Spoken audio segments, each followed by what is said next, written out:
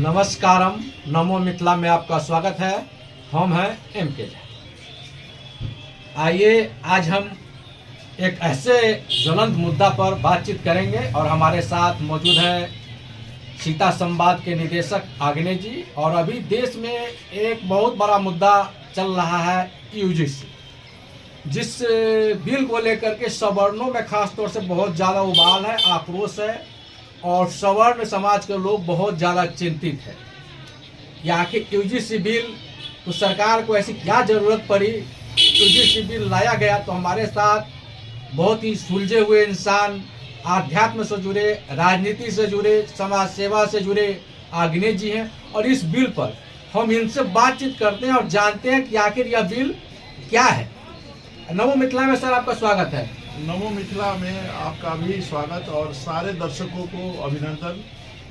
और आज जिस विषय को आपने पूछा है कि UGC बिल में क्या दिक्कत है, क्या कठिनाई है, हम लोग संस्कृत में पढ़े हैं कि विद्या ददाति विनयम, विनयम ददाति पात्रता।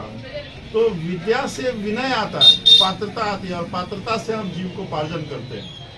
यहाँ विद्या शिक्षण संस्थान, चाहे विद्यालय हो, महाविद्यालय हो या विश्वविद्यालय हो, वह समानता का क्षेत्र है, वह समरसता का क्षेत्र है। वहाँ पे भेदभाव नहीं होना चाहिए। किसी भी व्यक्ति को किसी भी व्यक्ति से जाति नहीं पूछना है, चाहे वो भूमिहार हो, ब्राह्मण हो या चमार हो या दुसाध हो, कोई जाति के हो। विद्यार्थी में भेदभाव नहीं होता है, विद्यार्थी सब एक होते हैं। शिक्षण संस्थान में सारे लोग एक जगह बैठते हैं, एक कक्षा में पढ़ते हैं। कभी भी हम लोगों के गुरु जी ने भी नहीं पूछा कि तुम किस जाति से हो, और हम लोगों ने भी किसी दोस्त से नहीं पूछा कि आप किस जाति से हैं। परंतु वर्तमान में यूनिवर्सिटी ग्रांट कमीशन ने जो विधेयक लाया है उसमें OBC को भी शामिल किया गया है और कहा गया है कि OBC, SC, ST या कोई भी जाति के लोग हैं, अगर वो किसी के ऊपर कंप्लेन करते हैं कि मेरे ऊपर कार्रवाई हुई है, तो उसके बाद उस पर कोई जांच कमेटी में अगर दोष भी पाया गया तो जो कंप्लेनर है उसके ऊपर कोई कार्रवाई नहीं होगी। लेकिन जो बच्ची हैं या बच्चे हैं उसको कॉलेज से रेस्ट्रिकेट किया जाएगा। तो यह कैसा अंधा कानून है जहाँ पर बच्चों के भविष्य से खिलवाड़ की बात आ रही है। झूठे मुकदमे में भी फंसाने की तैयारी हो सकती है। इसमें आप देखेंगे कि प्रेम प्रसंग या अन्य चीजें काफी बढ़ जाएगी और जो सवर्ण बच्चे हैं, बच्चियां हैं, वो प्रताड़ित भी हो सकते हैं। क्यों? क्योंकि कॉलेज में रैंकिंग किसी की हो, रैंकिंग माने पहले भी रैंकिंग होता था, तो वो रैंकिंग को बंद होना चाहिए। जाति किसी से नहीं पूछना चाहिए। लेकिन ऐसा कानून नहीं ला देना चाहिए कि दोषी के ऊपर कार्रवाई हो जाए और निर्दोष अगर पाया गया तो उसके जो कंप्लेनर है उसके ऊपर कोई कार्रवाई नहीं हो।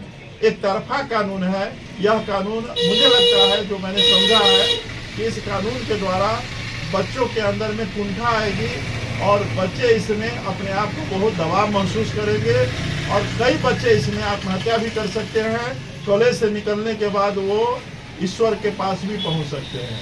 ऐसा भेदभाव वाला नियम कायदा कानून देश में नहीं चलेगा, क्योंकि ये माँ सीता की जन्मभूमि है। इसलिए ये विषय मैंने आपसे रखा फणींद्र भाई कि कभी भी विद्यालय में भेदभाव नहीं होना चाहिए।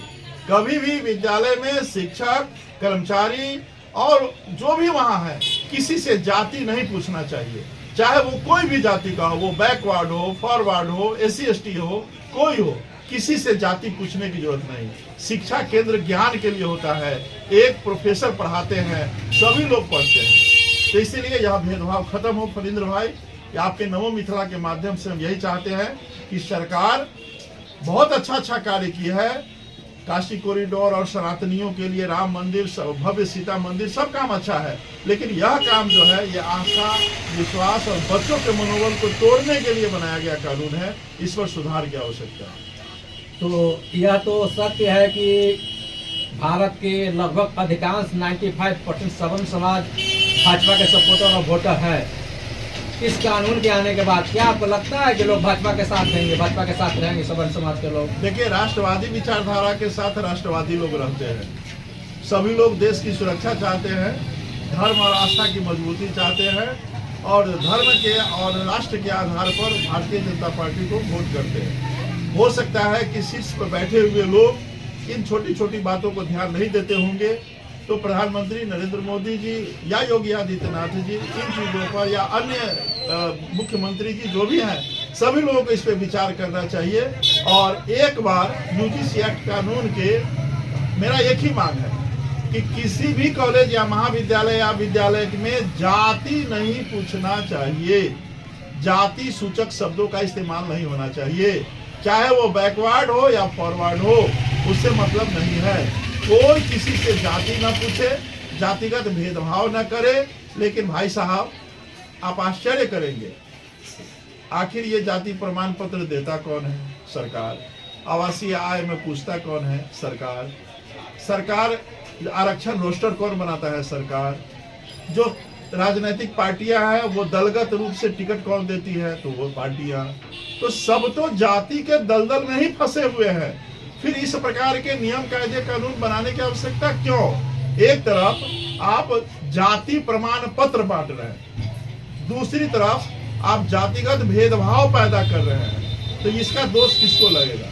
जो प्रमाण पत्र देने वाला है, जो क्षेत्रवाद को बढ़ाने वाला है, जो जातिवाद को बढ़ाने वाला है। और बढ़ा कौन रहा है?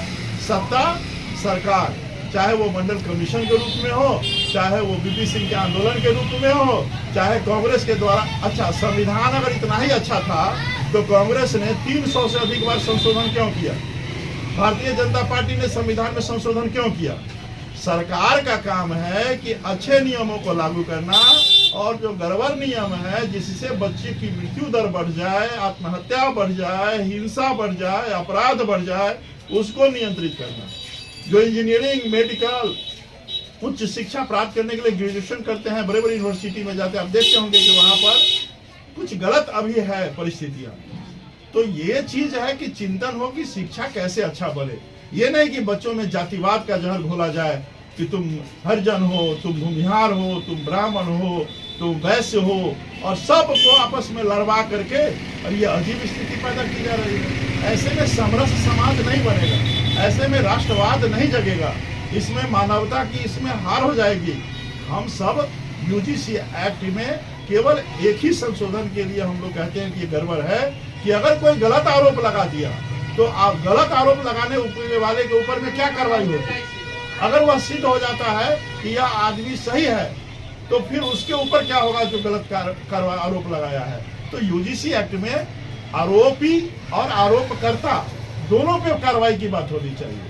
यूजीसी एक्ट में केवल ये चीज चाहते हैं, और कोई भी व्यक्ति जाति सूचक शब्दों का इस्तेमाल न करे, ये महाविद्यालय का नियम होना चाहिए। कोई भी गुरुजी जातिवाद के आधार पर किसी बच्चे का अंक बढ़ा न दे, ये होना चाहिए। कोई भी विद्यालय का शिक्षकेतर कर्मचारी जातिवाद को बढ़ावा दे, ये नहीं होना चाहिए। क्योंकि शिक्षा समानता के लिए है, शिक्षा समरसता के लिए है, शिक्षा ज्ञान के लिए है। और गुरुकुल परंपरा, प्राचीन गुरुकुल परंपरा, गुरु वशिष्ठ की परंपरा, गुरु विश्वामित्र की परंपरा, याज्ञवल्क की परंपरा ये नहीं सिखाती है कि जातिगत भेदभाव कॉलेज में हो। लेकिन सरकार यहाँ कानून पे कानून बना करके एक आपसी रंजिश और लड़ाई को बढ़ावा देना चाहती है। ठीक है, आपका बहुत बहुत धन्यवाद। धन्यवाद भाई साहब। आपके नमो मिथिला के सभी श्रोताओं को जय श्री राम, भारत माता की जय, वंदे मातरम।